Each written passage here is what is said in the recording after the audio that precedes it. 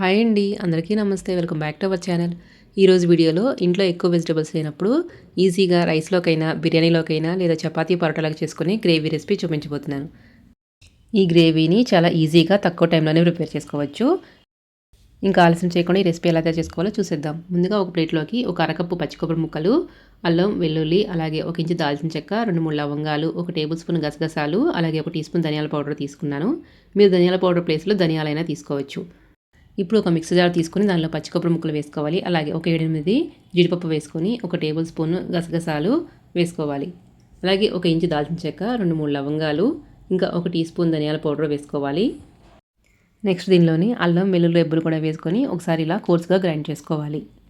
ఇలా కోర్సుగా గ్రైండ్ చేసుకున్న తర్వాత దీనిలో ఒక 3 టమాటాలని ఇలా మీడియం సైజ్ ముక్కలుగా కట్ చేసుకొని యాడ్ చేసుకోవాలి. నెక్స్ట్ దీనిలోని ఒక 10 పుదీనా ఆకులు, ఒక పావు కప్పు కొత్తిమీర వేసుకోవాలి. ఒక పావు టీ స్పూన్ పసుపు, రుచికి సరిపడినంత సాల్ట్, 1 టీ స్పూన్ కారం వేసుకొని మెత్తని పేస్ట్ లాగా గ్రైండ్ చేసుకోవాలి. ఇలా ప్రిపేర్ చేసుకున్న మసాలా పేస్ట్ని పక్కన పెట్టుకోవాలి. ఇప్పుడు స్టవ్ మీద ఒక కడాయి పెట్టుకొని దానిలో 2 టేబుల్ స్పూన్ల ఆయిల్ వేసుకోవాలి. ఆయిల్ వేడిన తర్వాత ఇప్పుడు దీనిలో ఒక బిర్యానీ ఆకు, 1 ఇంచు దాల్చిన చెక్క, 2 లవంగాలు, అలాగే 1 ఇలాచీ వేసుకొని కొంచెం జీలకర్ర వేసుకొని ఫ్రై చేసుకోవాలి. ఇప్పుడు ఇదంతా ఫ్రై అయిన తర్వాత మనం ముందుగా ప్రిపేర్ చేసుకున్న మసాలా పేస్ట్ని వేసుకోవాలి. ఒకసారి ఇదంతా మిక్స్ చేసుకొని మంటని లో ఫ్లేమ్లో ఉంచుకొని అడుగంటకుండా పచ్చివాసన పోయేంత వరకు ఫ్రై చేసుకోవాలి. ఈ కర్రీ చాలా టేస్టీగా ఉంటుందండి. మీరు ఒకసారి రోటీలో కానీ పరోటాలో కానీ తప్పకుండా ట్రై చేయండి. ఇలా ఒక 5 మినిట్స్ బాగా ఫ్రై చేసుకున్న తర్వాత దీనిలో మీరు కన్సిస్టెన్సీని బట్టి ఒక 100 to 150 ml వరకు వాటర్ని యాడ్ చేసుకోవాలి.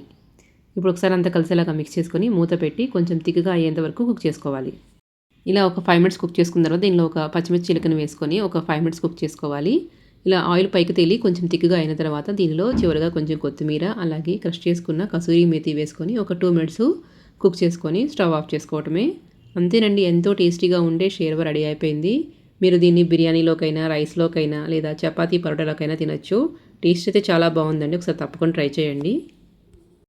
అలాగే మీకు ఈ వీడియో నచ్చినట్టయితే లైక్ చేయండి. ఇలాంటి రెసిపీ అప్డేట్స్ నోటిఫికేషన్ రావాలంటే మన ఛానల్ని సబ్స్క్రైబ్ చేసుకోండి. మీ ఫ్రెండ్స్కి కూడా షేర్ చేయండి. Thank you for watching.